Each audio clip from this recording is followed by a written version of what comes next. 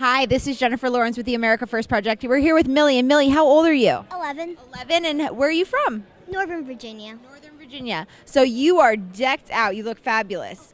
Why do you support Mr. Trump? So one day I was at home watching the TV. This is before the election sort of began. And then there was this guy. He talked about all the issues we were facing, all the problems. Okay, that's normal. Every politician does that. Then something extraordinary happened. He said how to fix them.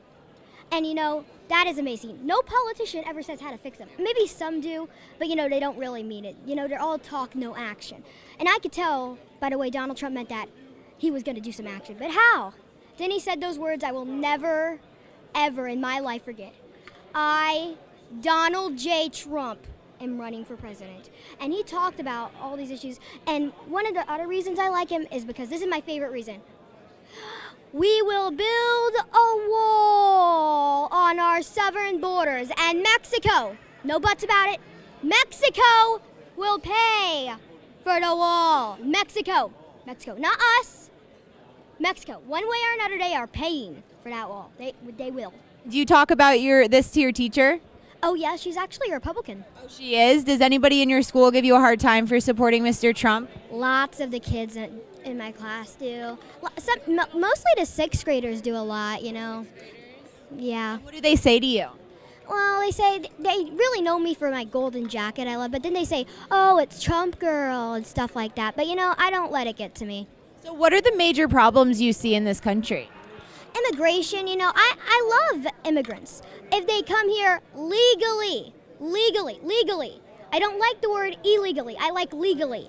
And if they're not going to do that, we have to put some precautions. As a kid, what do you see as other than immigration, what is the other problems that you see? Education. The teachers union controls everything. So I like how Donald Trump put in charge of education a lady named Miss Betsy, I think.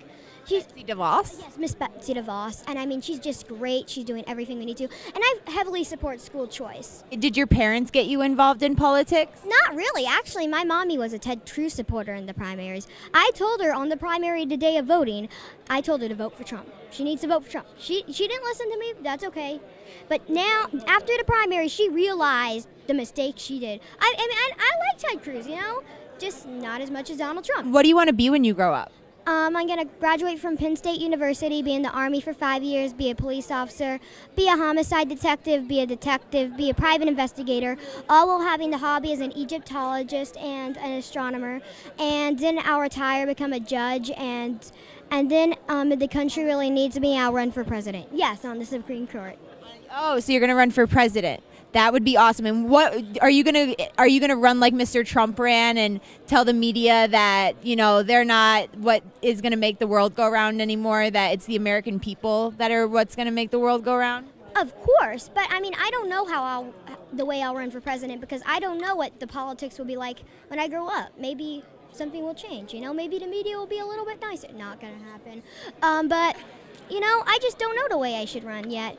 And maybe, I won't know that until I'm ready to run for president, which is way after I'm 30, let's just say that.